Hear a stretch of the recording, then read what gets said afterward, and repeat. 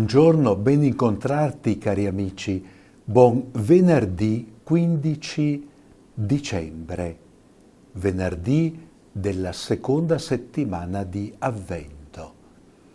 Iniziamo l'incontro invocando il dono dello Spirito perché ci renda discepoli del Regno, a imitazione di Maria. O Spirito Santo, dono del Padre e del Figlio, illumina il mio cammino. Donami di accogliere l'invito di Gesù ad entrare nel suo regno. Fammi riscoprire la vocazione di figlio di Dio e di fratello di ogni uomo. Che il mio cammino quotidiano sia sostenuto e incoraggiato dall'esempio e dalla preghiera di Maria, la prima dei discepoli, la mite e umile di cuore, a somiglianza del suo Figlio e Signore. Amen. Siamo sempre al Vangelo di Matteo, al capitolo 11, leggeremo i versetti dal 16 al 19. Ascoltiamo.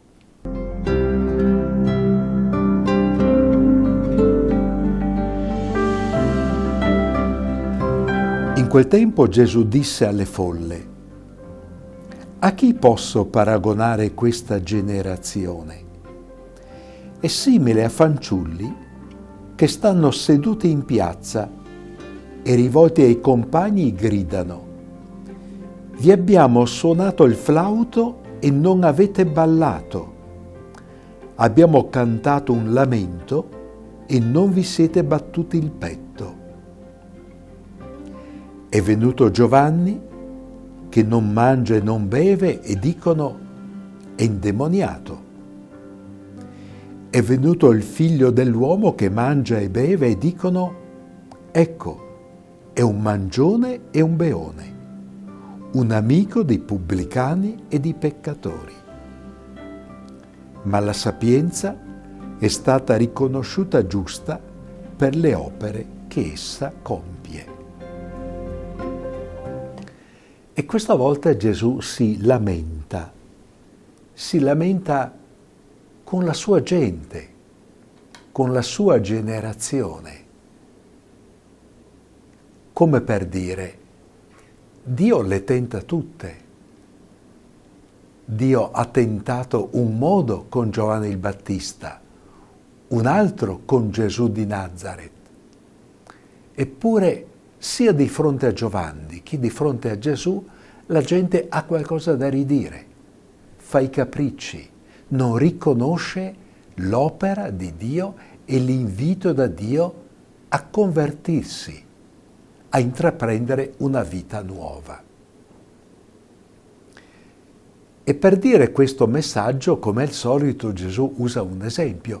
È come con due gruppi di bambini che si organizzano al gioco della musica e del canto, per cui uno avvia un canto e l'altro corrisponde. Allora, il gruppo ha iniziato con un canto di festa, invitando a una festa di nozze, ma il gruppo di fronte a lui non risponde, tenta allora un'altra musica, quella del lamento, ma anche di fronte a questo non risponde. Cosa dice Gesù? È successo a questa generazione. Dio ha inviato Giovanni il Battista, che si è presentato con un linguaggio e un invito severo, duro, un invito alla conversione, ma oltretutto a una testimonianza di vita molto severa. Ma alla fin fine è stato rifiutato, gli hanno chiuso la porta in faccia, anzi l'hanno eliminato. Dio invia il suo figlio, Gesù di Nazaret, il quale ha un altro stile di accoglienza, di compagnia, si adatta anche a mangiare, a bere e fa del banchetto un luogo di incontro, un luogo di fraternità. La critica è un mangione e un beone. Come dire, di fronte all'iniziativa di Dio, l'uomo è portato a fare i capricci. Non gli va bene né l'uno né l'altro.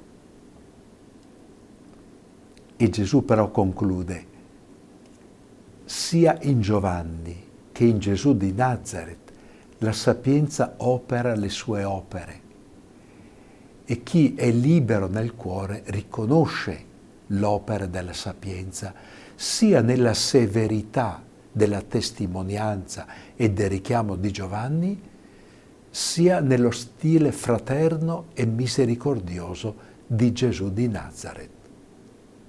Basta solo avere mente e cuore aperti per accogliere gli inviti di Dio, che usa linguaggi adatti ai bisogni degli uomini pur di avvicinarli e di invitarli a un cambiamento di vita. Il messaggio è molto semplice. Occorre non fare i capricci con Dio. Occorre che noi ci apriamo ai linguaggi di Dio e non pretendere che Dio si attesti sui nostri capricci.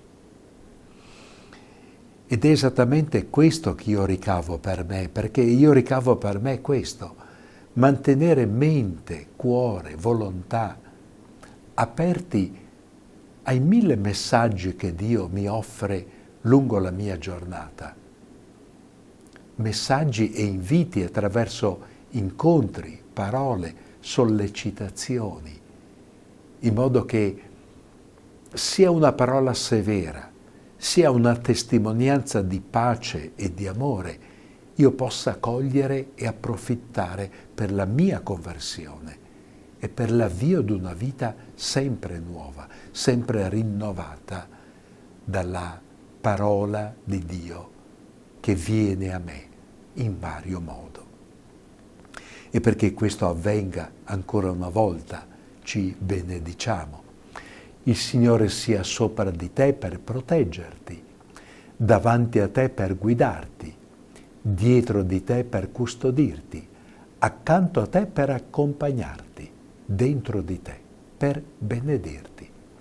Nel nome del Padre, del Figlio e dello Spirito Santo. Amen, e arrivederci a domani.